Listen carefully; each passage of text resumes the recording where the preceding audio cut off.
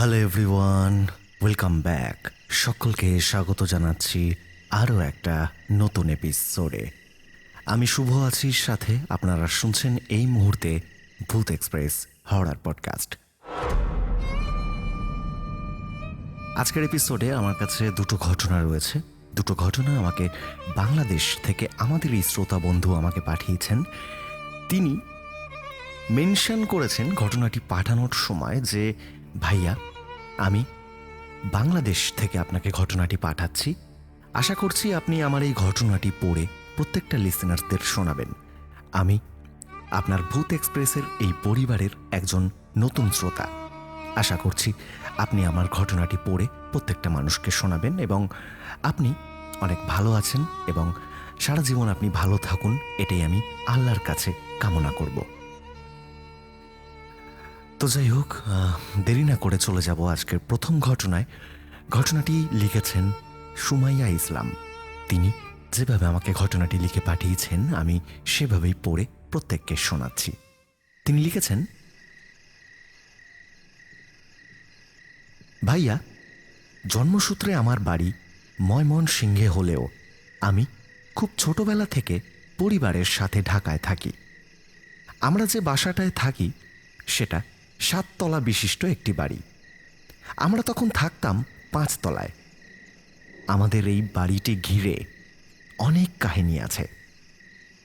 যেহেতু ছোটবেলা থেকে এই বাসায় বড় হওয়া, তাই অনেক কিছুর সম্মুখীন হতে হয়েছে বারবার। শুধু আমাদের সাথেই নয়, আমাদের ওই বাসায় আরও যারা যারা আছে বা আগে যারা থাকতো তাদের সাথেও এমন ঘটনা ঘটে গিয়েছে বলে আমরা শুনতে পেয়েছি। যেমন মাঝরাতে জোরে জোরে ছাদে কেউ একটা শব্দ করত, যেন শরীরের সমস্ত শক্তি দিয়ে আমাদের ছাদে কেউ বাড়ি মারত, এমন একটা আওয়াজ শোনা যেত আগে। এটা নিয়ে অনেক অভিযোগও গেছে বাড়িওয়ালার কাছে, কিন্তু তারা তেমন কোনো পাত্তা দেয়নি বিষয়টাকে। আমাদের বাড়ির ওই 4 তলায় একটা পরিবার থাকত। তারা সবাই বেশিরভাগই বাড়ির বাইরে থাকতো কাজের সূত্রে। ওই 4 তলার পরিবারে যিনি মহিলা ছিলেন তার একটি ছেলে আর একটি মেয়ে ছিল। মহিলা ছিলেন স্কুল শিক্ষিকা। তার মেয়ে আর সে ওই বাসায় থাকতো, মানে ওই 4th ফ্লোরের ওই ঘরটাতে থাকতো। একদিন দুপুরে তার মেয়ে যখন ওয়াশরুম থেকে বের হয়, সে দেখতে পায় তার সামনের টেবিলে একটা ভয়ঙ্কর আর কুৎসিত চেহারার অবয়ব বসে আছে। এটা দেখে মেয়েটা জোরে একটা চিৎকার করে আর তার মাকে ডাকে। বাচ্চাটা সেই সময় অনেক ভয় পেয়ে গিয়েছিল। এই ঘটনার পর তারা অবশ্য আমাদের ওই বাসাটা ছেড়ে চলে যায়। বাড়ির ছাদে মাঝরাতে অদ্ভুত অদ্ভুত শব্দ হওয়া, রুমের ভেতর থেকে নূপুর পড়ে হাঁটার আওয়াজ, এরকম আরও অনেক অভিযোগ ওই ভাড়াটিয়াদের ছিল। পরে বাড়ির মালিক একজন হুজুরকে ডাকে আর ওই বাড়িটাকে বন্ধ করিয়ে দেয়, এটা আমরা শুনেছিলাম কানে। আমার মনে হয় তবুও এত কিছু করার পর তেমন কোনো সমাধান হয়নি। একদিন রাতে সবাই যে যার রুমে শুয়ে পড়েছে রাতের খাবার খেয়ে। আমার বাবা যেহেতু আমাদের সাথে থাকতেন না, তাই আমি আমার আম্মুর সাথেই ঘুমাতাম। আমার বয়স তখন অনেক কম, ওই 8 কি 9 মতো হবে। পাশের রুমে আমার ভাইয়া থাকতেন। আগেই বলে রাখি ভাইয়া, আমি আগাগোড়াই একটু ভীতু প্রকৃতির। ভূতপ্রেতের ভয় আমি ভীষণ পেতাম। একদিন আমার আম্মু আর আমি যখন শুয়ে পড়েছি, তখন আমার আম্মু কোনো কথাবার্তা নেই ঘুম থেকে সোজা উঠে আমাদের গেটের চাবিটা নেয় আর গেট খুলতে চলে যায়। ঠিক যখনই সে তালাটা খুলবে তখনই আম্মু হঠাৎ করে বলে ওঠে, আমি এখানে কেন? কে আনলো আমাকে এখানে? এরপর আমার আম্মু ভয়ে দৌড়ে রুমে ঢুকে দরজা আটকে দেয়। ভয়ে তার মুখ থেকে কোনো কথা বের হচ্ছিল না সেদিনকার। জানি না সেদিন কি হয়েছিল আম্মুর সাথে। আল্লাহর দয়ায় সেদিন আম্মু হয়তো প্রাণে বেঁচে গিয়েছিল। যদি সেদিন আম্মু বের হয়ে যেত বাইরে, তাহলে হয়তো অনেক বড় ক্ষতি হয়ে যেত তার। তো যাই হোক, কয়েক বছর পর আমাদের ওই 4 তলার ঘরে ভাড়া নিয়ে একটা ডাক্তার ও তার পরিবার থাকতে আসেন। একদিন দুপুরে তার ওয়াইফ ছাদে গিয়েছিল কাপড় মেলতে। সে যখন দরজাটা খুলল, সে দেখল ছাদের দরজাটা খোলা মাত্রই একটা মহিলা খুব দ্রুত দরজা দিয়ে ঢুকে পড়ে সিঁড়ি দিয়ে দৌড়ে নিচে নেমে যায়। সেই মহিলা এত দ্রুত দৌড়েছিল যে তার মুখ কিছুতেই দেখা যায়নি। সে মহিলা বিকটভাবে হাসছিল আর খুব জোরে দৌড়াচ্ছিল। আমাদের ওই ফ্ল্যাটে ওরকম কোনো মহিলাই থাকতো না। তো যাই হোক, এটা দেখে ওই কাকিমা দৌড়ে ঘরে চলে আসে আর হাঁপাতে থাকে। তার প্রেশারের প্রবলেম ছিল। তার প্রেশার লো হওয়ার কারণে সে মাথা ঘুরে ঘরের ভেতরেই পড়ে যায়। পরে সেই মহিলাটি সবার কাছে জানায় এই ঘটনার ব্যাপারে। এর কিছুদিন পর তারাও আমাদের ওই 4 তলার বাসাটা ছেড়ে দিয়ে চলে যায়। কিছুদিন পরে এমনই একদিন রাতে আমি আর আম্মু ঘুমাচ্ছিলাম। আগেই বলেছি আমি খুব ভীতু প্রকৃতির। রাতে একটা কোনো শব্দ হলেও আমি চিৎকার দিয়ে উঠতাম। রাতে যখন ঘুমাচ্ছি, হঠাৎ কারো কান্নার আওয়াজে আমার ঘুম ভেঙে যায়। আমি শুনলাম খুব কষ্ট পেলে কেউ যেরকম কাঁদে, ঠিক সেরকমভাবেই কেউ কাঁদছে। সেদিন আমি আমার আম্মু আর আমার ভাইয়াকে ডেকেও ওই কান্নার আওয়াজটা শুনিয়েছিলাম। আর হ্যাঁ, ওই আওয়াজটা আসছিল আমাদের জানালার কার্নিশ থেকে। মনে হচ্ছিল কার্নিশের ওপরে কেউ বসে খুব কষ্টের মধ্যে কাঁদছে। সেদিন আমরা কেউই ভয়ে বাইরে বের হয়নি, কারণ আমরা জানতাম আমাদের বাড়িতে এরকম উপদ্রব হয় মাঝের মধ্যেই। ভাইয়া এখনও মনে পড়ে সেই রাতের কথা। এখনও আমি মাঝের মধ্যে চমকে উঠি ভয়ে। জানি না আমাদের বাড়ি কি করলে পবিত্র হবে। এই ছিল ভাইয়া আমার ঘটনা। আপনি ভালো থাকবেন ভাইয়া। এই ছিল প্রথম ঘটনা। ঘটনাটি কার কেমন লাগলো এটা আমাকে কমেন্ট করে জানাতে কিন্তু ভুলো না। চলে যাব নেক্সট ঘটনায়। ঘটনাটি যেভাবে লেখা হয়েছে ঠিক সেভাবেই আমি পড়ে শোনাবো, তবে তার আগে কিছু কথা শেয়ার করব।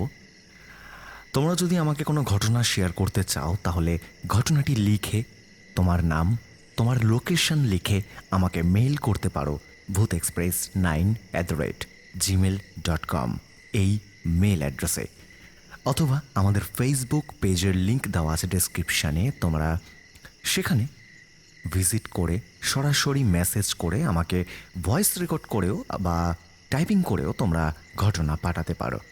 আর হ্যাঁ, ভয়েস রেকর্ড করে যদি কেউ ঘটনা পাঠাও তাহলে একটু সাইলেন্ট প্লেসে গিয়ে তোমরা একটু রেকর্ড করো, যাতে সেই রেকর্ডটা আমি প্লে করে সবাইকে শোনাতে পারি। চলে যাব পরের ঘটনায়। ঘটনাটি যেভাবে লেখা হয়েছে ঠিক সেইভাবেই পড়ে আমি শোনাচ্ছি। ভাইয়া, বর্তমানে আমি, আমার কাজিন এবং আরেকজন কাজিনের ফ্রেন্ড, মোট 3 জন একসাথে ঢাকায় থাকি। বাসাটায় আমি নতুন উঠি। সরাসরি ঘটনায় চলে যাই। সন্ধ্যা হওয়ার একটু আগে আগে সূর্য পশ্চিম আকাশে ঢলে পড়ে গিয়েছে। আঁধার ছুঁই ছুঁই করছে। আমি গেম খেলছিলাম। সচরাচর আমি সেই টাইমে যা করে থাকি। বাসায় কেউ ছিল না। কাজিনের ফ্রেন্ড তার বোনের বাসায় গিয়েছিল। আমার কাজিন গিয়েছিল তার ভার্সিটিতে। সে তখনও আসেনি। আমি বাসায় পুরোই একা। গেম খেলতে খেলতে খেয়াল হলো কাজিন কাঁধে একটা ব্যাগ নিয়ে ঘরে ঢুকল। আমার মনে হলো সে খুব অদ্ভুতভাবে ঘরের ভেতরে ঢুকল। আমি সদর দরজা খোলার কোনো শব্দ পাইনি, অথচ শব্দ পাওয়ার কথা ছিল আমার। সাধারণত আমার কাজিন ঘরে ঢুকে সেলাম দেয়, এটা তার স্বভাব ছিল। অতিরিক্ত টায়ার্ড না থাকলে সে কুশল বিনিময় করে অথবা দুষ্টুমি করে কিছু বলে বা হাত মুখ ধুয়ে মোবাইল নিয়ে বসে। সেদিন দেখলাম সে সেলাম দিল না, আর কিছু বললও না আমায়। দেখলাম সে চুপচাপ রুমে ঢুকে তার ঘরের ভেতরে হাঁটা চলা করছে। সে ব্যাগটাও কাঁধ থেকে রাখেনি। আমি গেম থেকে মনোযোগ সরিয়ে তাকে ডাক দিলাম। সে আমার ডাকে কোনো সাড়া দিল না। আমি সামনে গিয়ে তাকে বললাম, কিরে, কি খুঁজছিস তুই? আমার কথার বিনিময়ে সে কোনো জবাব দিল না, শুধু আমার দিকে অদ্ভুতভাবে একবার তাকালো। আমি জানি না সে কি মনে করল। হঠাৎ করে সে গোঙানির মতো নাক দিয়ে একটা শব্দ বের করতে শুরু করলো। তারপর ওয়াশরুমে ঢুকে পড়ল কাঁধে ব্যাগ নিয়েই। আমি ভাবলাম হয়তো ওর শরীরটা খারাপ করছে। ব্যাপারটা খুব স্বাভাবিক লাগলেও অস্বাভাবিকতাটা আমি টের পাই তখন যখন দেখি আনুমানিক আধা ঘন্টা পর আমার কাজিন আমাকে কল দিল।